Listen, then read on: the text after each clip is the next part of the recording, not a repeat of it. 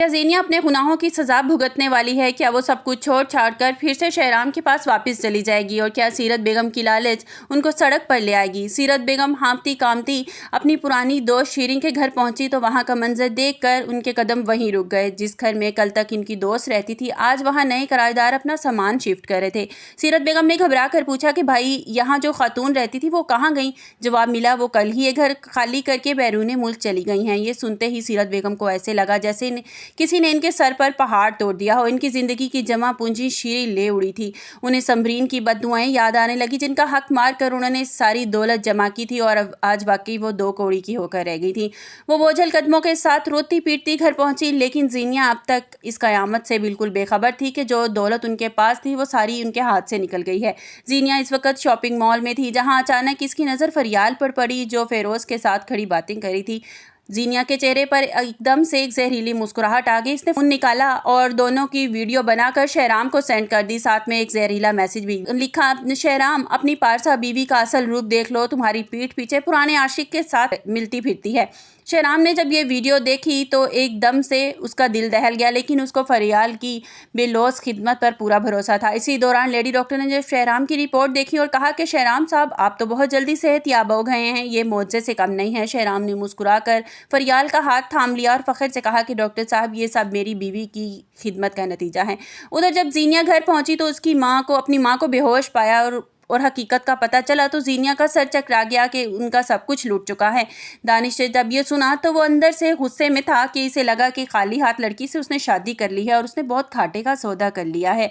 लेकिन ज़ेनिया ने रोते हुए कहा कि माँ, आप परेशान क्यों हो रही हैं? हौसला रखें, अब हमारे पास अभी भी बहुत प्रॉपर्टी है। जो दानिश की आंखों में फिर से लालच की चमक पैदा हो गई। उधर कहानी में खूबसूरत मोड़ तब आता है जब शानजे और फेरोज़ की मुलाकात एक रेस्टोरेंट में होती है। फेरोज़ शानजे की मासूमियत देखकर पहली बार में ही अपना दिल हार बैठा था और दोनों ने एक दूसरे के साथ अपना नंबर एक्सचेंज किया और उनके दरमियान बातचीत शुरू हो गई। शानजे बहुत खुश थी, वो अकेली बैठी मुस्कुरा रही थी और फरियाल इसके कमरे में आई और शरारत से पूछा कि शानजे, क्या बात है, आजकल तो तुम बहुत अब मुस्कुरा रही हो।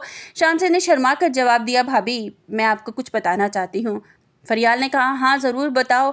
उसने बताया कि मेरी ज़िंदगी में कोई आ चुका है और वो मेरा बहुत ख्याल भी रखता है और मैं उसे पसंद भी करने लगी हूँ। फरियाल ने तजस्सुस से कहा कि ज़रा मुझे भी तो दिखाओ कि वो कौन है। शानजे ने अपने फ़ोन में फ़िरोज़ की तस्वीर निकाल कर फरियाल को दिखा दी। तस्वीर देखते ही फरियाल के हाथों से जैसे जान ही निकल गई। इसके सामने वही फ़िरोज़ था जिसने इसे ज़िंदगी के सबसे बड़े मोड़ पर लाकर छोड़ दिया था। फरियाल का चेहरा एकदम से सफ़ेद पड़ गया, लेकिन उसने अपनी नंद की खुशी का खातिर खुद को संभाल लिया और शानजे को कुछ नहीं बताया। वो नहीं चाहती थी कि उसकी वजह से शानजे की खुशी ख़त्म हो जाए। वो सोचने लगी कि शानजे को सच बता दिया तो वो दुखी होकर खामोश हो जाएगी, उसी दहलीज पर आ जाएगी जहाँ से मैंने उसको निकाला था। कहानी अब ऐसे दहाने पर आकर खड़ी हो गई है जहाँ खुशियाँ दस्तक तो दे रही हैं, मगर दूसरी तरफ बहुत से राज भी खुलने वाले हैं। और क्या शहराम ज़ेनिया की भेजी हुई वीडियो पर खामोश रहेगा क्या, और फेरोज़ और शानजे की मोहब्बत की नई बर्बादी का आगाज़ तो नहीं करेगा? स्टोरी अब इस तरफ जा रही है कि फेरोज़, जैसे कि दिखाया गया कि वो एक चोर जो है वो शानजे का बैग लेके भाग रहा होता है और फेरोज़ उसकी मदद करता है। उसके बाद फेरोज़ को शानजे बहुत अच्छी लगती है और शानजे को फेरोज़ बहुत अच्छा लगता है और अचानक से एक दिन उनकी मुलाकात भी हो जाती है और वो नंबर एक दूसरे के साथ एक्सचेंज कर लेते हैं और वो बातचीत करना शुरू कर देते हैं। और जैसे ही ये बात फरियाल तक पहुँचेगी तो फरियाल के तो पैरों तले से ज़मीन निकल जाएगी और फरियाल फिर रेस्टोरेंट में एक दिन मुलाकात हो जाएगी रोज़ के साथ। तो फरियाल जो है वो उससे कहेगी कि तुम ये हमारे दरमियान जो भी था, तुम इस बात का जिक्र शानजे से नहीं करोगे। बड़ी मुश्किल से शानजे अपनी ज़िंदगी में वापस लौटी है, तो मैं नहीं चाहती कि मेरी वजह से उसकी खुशियाँ भी बर्बाद हो जाएं। और फिर वो एक दूसरे को पसंद करने लगेंगे और ये बात शादी तक भी पहुंच जाएगी और वो अपनी सास से भी और शहराम सबको मना कर देगी कि मैं नहीं चाहती कि मेरी वजह से शानजे जो है वो खुशियां बर्बाद हो जाएं और शानजे के दिल में कोई गलत फहमी आ जाए। और मैं जब सही वक्त आएगा तो मैं उसको सारी हकीकत से आगाह कर दूंगा। और दूसरी तरफ यहाँ उसका बुरा वक्त शुरू हो चुका है। वो रह रह के उसको ये बात याद आ रही है, उसको शहराम ज़्यादा शिद्दत से याद आना शुरू हो गया कि शहराम मेरे साथ क्या करता था, कितनी इज़्ज़त और एहतराम से वो मेरे साथ बात किया करता था, मुझे कितनी आज़ादी दी हुई थी उसने हर चीज़ में।